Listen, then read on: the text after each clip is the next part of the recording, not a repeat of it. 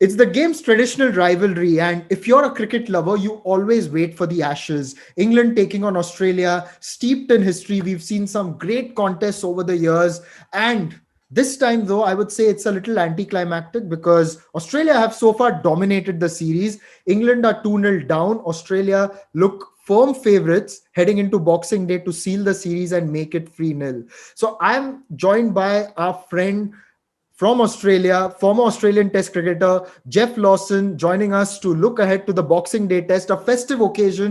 Great to have him here again. Geoff, thank you so much for joining us. Hello, Nish. Yes, lovely to join you and Sachin. Looking forward to the day after Christmas. Looking forward to Christmas first, but then looking forward to the day after. Absolutely. And Sachin, welcome back. It's the first time that we are talking about an Ashes game on Knee Sports. So I'm sure it's something that you're really looking forward to as well. Under normal circumstances, I would have been at Boxing Day and Sydney. I'm a member at both Melbourne and Sydney. There's no question I would have been there, but I'm waiting to get back in. I've got to sit at home and watch it on television. I'm really looking forward to it, and I think England will come back into this quite strongly. I know they've had a couple of test matches, but it's an Ashes test match. Anything can happen. Yes. And, Geoff, Sachin just has expressed his optimism of England coming back, but the way they are batting, it looks a little suspect. Is this possibly one of the most suspect English batting lineups that you've seen over the years, ever since, you were a young boy and followed cricket since then? Well, it certainly feels that way, that there's a major vulnerability about their whole lineup. Their openers aren't strong. They've got some interesting techniques. They haven't got high averages even in county cricket, really. Their class player, obviously Joe Root. They need him to make big hundreds. He's making some half centuries, but he's not making the big hundreds. Dawood Malan is the other guy who's getting some half centuries. And the rest of the batting lineup aren't doing the job. So they've got two players who are doing a part of a job.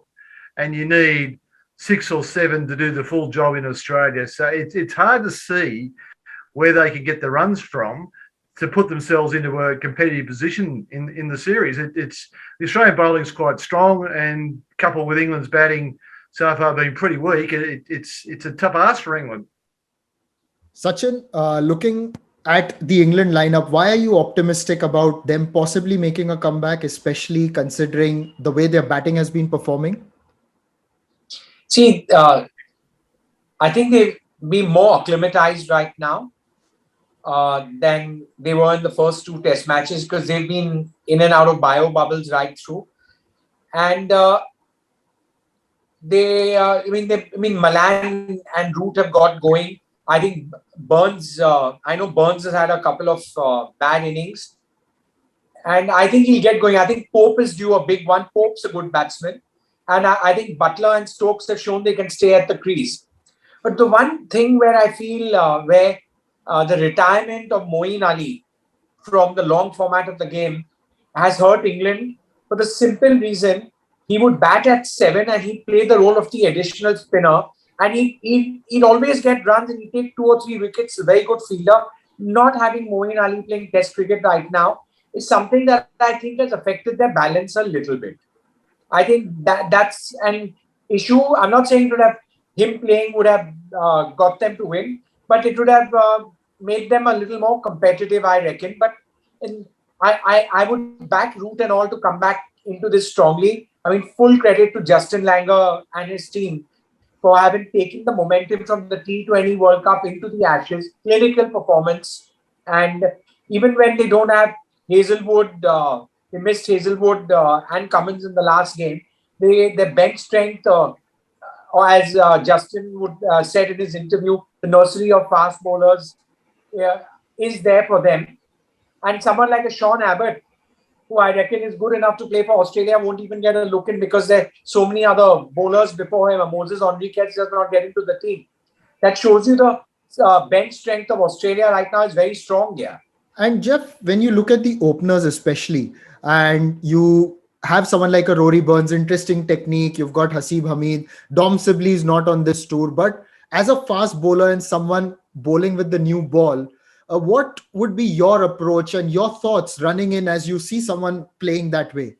Well, the first thing you take into account is the fact that they don't appear to have great defences.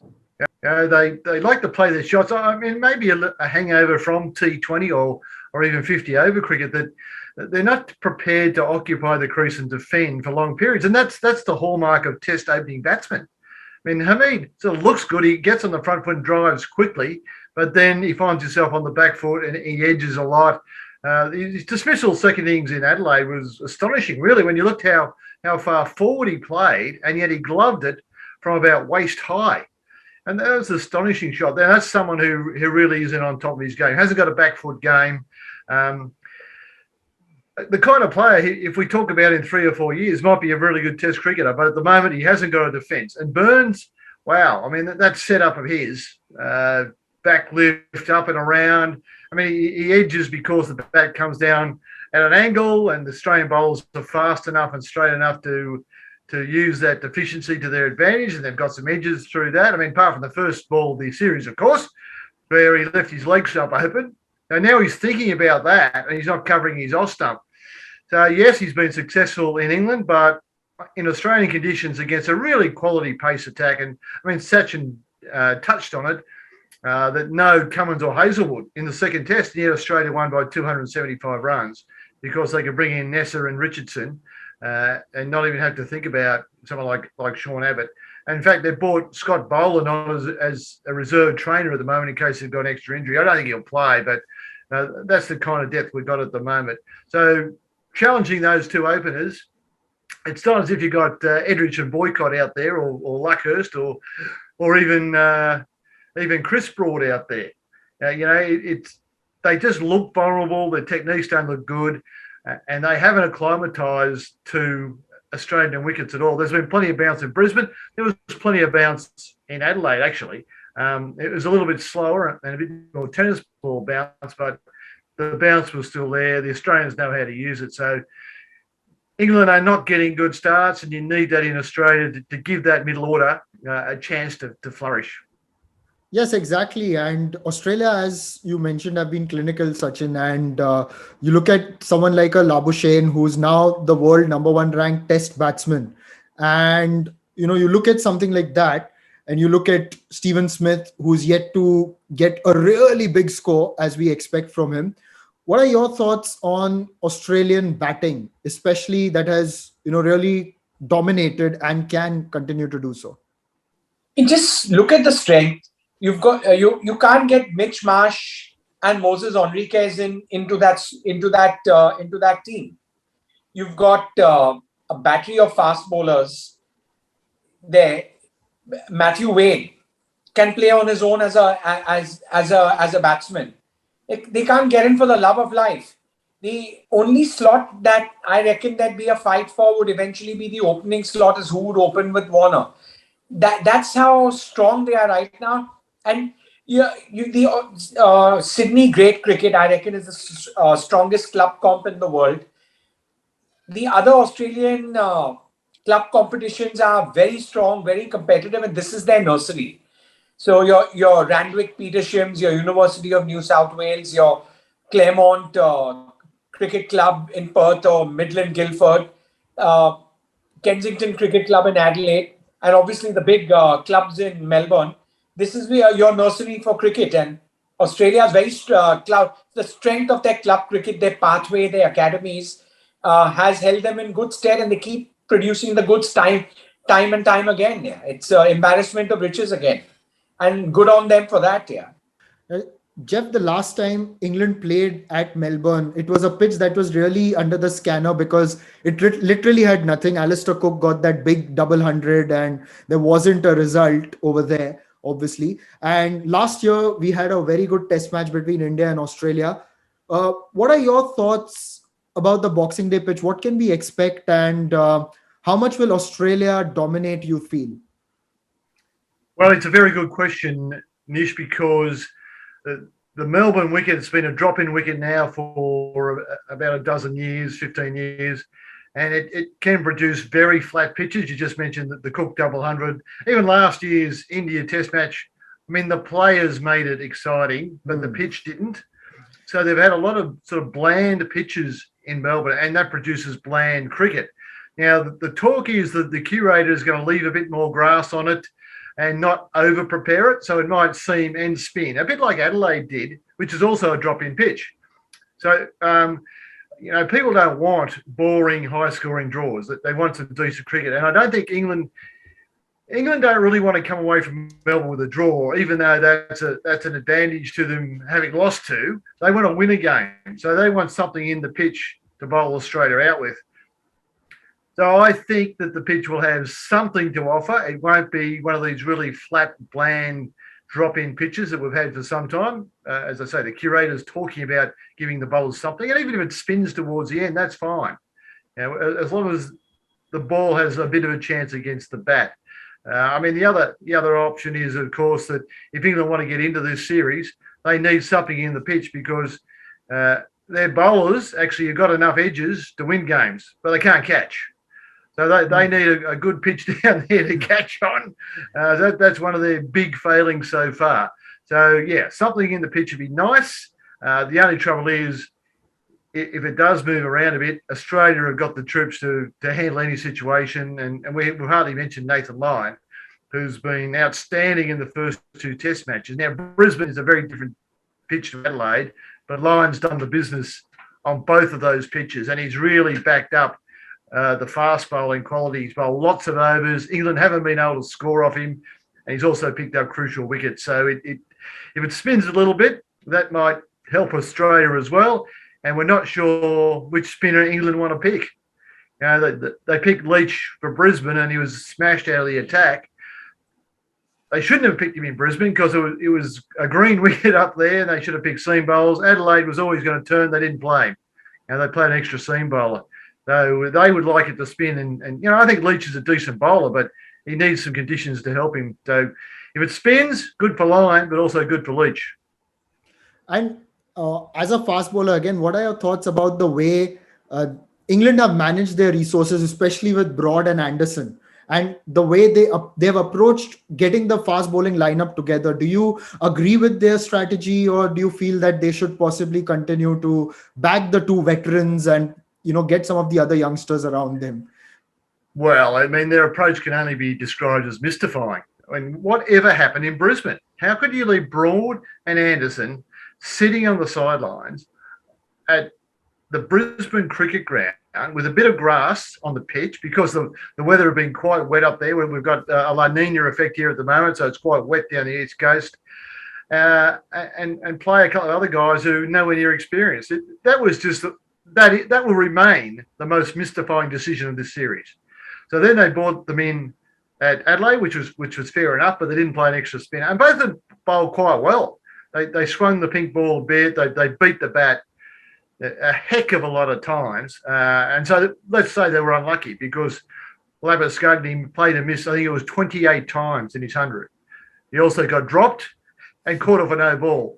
So the bowlers aren't having a lot of luck, but they need Anderson Broad to be firing in Melbourne. They can't afford to wait till the fourth test. They need to win this one and get in it. And they also, they left Mark Wood on the sideline. He's their fastest bowler. He bowls 150k an hour. And he wasn't playing. Now, in Australia, speed helps. Jasprit Bumrah proved that last year. If you can bowl around 150, you're a chance. And Wood played in Brisbane, didn't play in Adelaide, and he wasn't injured. So they're getting their attack completely wrong. I don't know if Overton's going to play. Robinson's been incredibly disappointing. I thought he was terrific in the winter series in England against India, and I thought this guy will do really well in Australia because the height, he's accurate, he'll get the bounce, but he's been incredibly disappointing on this particular tour. He doesn't look fit. He's either not handling the heat very well. It's been hot, without being over, hasn't been in the 40s. It's been high 30s, mid 30s. That's typical Australia summer. But he looks really underdone when he bowls. In fact, I've just read an article for the paper for my Sunday column for the Sun Herald saying that his opening deliveries in some of his spells were like 118k an hour. Now that's slow. It is. And so batsmen get a good look at him before he actually warms into his work. And I don't think he's bowled much over 130. So he's bowling in that range, and you just can't afford to do it in Australia. So, yeah, you got to play Broad, Anderson. I played Wood as well. Stokes, to me, he's wounded. He's carrying. He's trying so hard. He's bowled a lot of overs, and you could just see he's hobbling around on, I think it was the left knee, and he's just not the inspirational figure that they need, and that's because of injury. He'll obviously play in Melbourne. He's due for some runs, but whether he can bowl properly on that bad knee, I'm not too sure. But they've got to change their attack. But Anderson and Broad have got to be the central part of that engine. Sachin, your thoughts on the same? I think that is something that England have got to get right. Do you agree with what Geoff said about both Broad and Anderson being the key? They're like Ambrose and Walsh for the West Indies. They both got to play. They both have to play. I mean, that's their best chance. Young Ollie Robinson has come on well, but he'll gain with experience and go along. But I mean, Broad and Anderson have to start and play. It's this thing. As I said, they're missing a quality spinner. It'll make all the difference. Yeah. Let's see how it pans out. I mean, for me, a very interesting irony is. Two of the best batsmen across both teams. I mean, bar Root, you got of South African origin. Malan's got runs and Labuschagne has got runs. They're both South African origins. And there's a test match starting in South Africa, and you have two people of South African origin representing England and Australia. It's the nature of the game today. Yeah, that's right. That's right. And if you have to pick a winner, you're optimistic, obviously, of an England comeback. But for Melbourne, what would be your call? I think Australia are definitely the firm favourites to win, but you will see an improved England performance. And are you going to venture to go in with the percentages as we used to do last year? I mean, before Gabba, India-Australia, you did 51-49 towards Australia. Are you going to go something like that? No, I think they're favourites to win. Yeah, there's no doubt about it. And England have to play out of their socks to come back into this test series. But as they say, it's never over till the fat lady sings. And Australia will be well prepared and very conservative in their approach, knowing that everyone knows what test cricket's like, that England will come back into the series. And Geoff, yes, Australia are the favourites. But if anything, last year's series against India taught us was that anyone can make a comeback. So I think Australia may also have that at the back of their mind and possibly be a little conservative, as Sachin mentioned. Yeah, I think that's a good point, Nish. That last year's result when Australia were in front, that put them on notice. Not being able to win in Sydney and then not bowl India out at Brisbane last test. I mean, that means they had to change the way they were addressing their game. But at the moment, they're 2-0 up. They've won by 9 wickets and they won by 275 runs. So that's a massive turnaround for England to just get in the game. But, okay, I'll put on my England optimism cap and say Broad and Anderson bowl well. Wood, with his extra pace, gets some early wickets and they get into the Australian middle order. And England take most of their catches. And then they might be in the game. Because they've been so poor, Australia have not been under pressure virtually at any stage in the 2 test matches. Maybe a couple of Root Malan partnerships in Brisbane. Okay, they put on a couple of hundred. They're in the game and then they fell apart. Same in Adelaide. And then Root got out last ball of the 4th evening when the game was perhaps savable. So there has been a few signs that they can hang in there. But to win the test match, very difficult indeed. And let's also remember that Australia weren't all that confident going into Brisbane. Okay, they had a new captain. They weren't sure about the opening batting. Marcus Harris has got that job, hasn't made runs yet, but he's playing in Melbourne where he makes lots of runs. They weren't too sure about the middle order, whether they're going to pick Travis Head or Usman Khawaja. They went for Head. That's worked brilliantly. Cameron Green couldn't take a wicket last year against India, and now he's bowling superbly. He's bowling 140 Ks from 6'7" high, and he looks like he's going to be an incredibly useful Test cricketer.